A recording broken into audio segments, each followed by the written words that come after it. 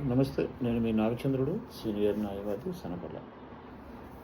ముద్దాయి, ఖైదీ ఇద్దరు వేరు వేరు అని మీకు తెలుసా?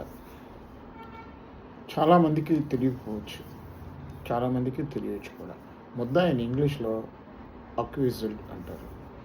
ఒక నేర ఆరోపణ జరిగిన తర్వాత వారిని కోర్టులో హాజరుపరుస్తారు. వారికి కోర్టు రిమాండ్ విధిస్తారు.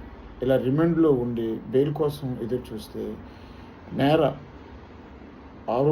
ఆరోపించబడే వ్యక్తిని ముద్దాయి, అక్యూజ్డ్ అంటారు.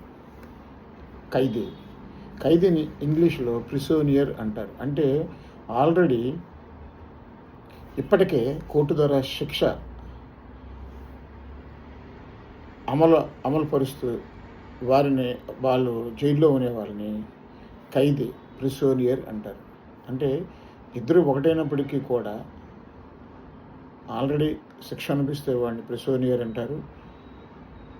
శిక్ష మీద ఇంకా పడకుండా కోర్టులో అటెండ్ అవుతున్న వాడిని బెయిల్ కోసం ప్రయత్నం చేస్తున్న వారిని అక్యూజ్డ్ అంటారు.